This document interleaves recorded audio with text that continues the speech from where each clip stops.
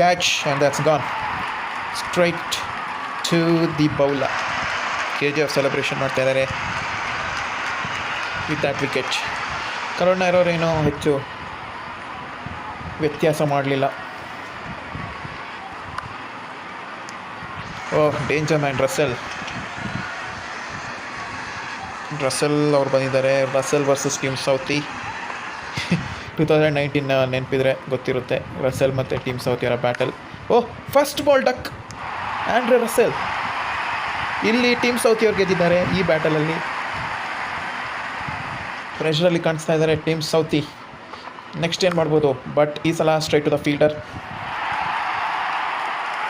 Wicket number 3 for Tim Sauti.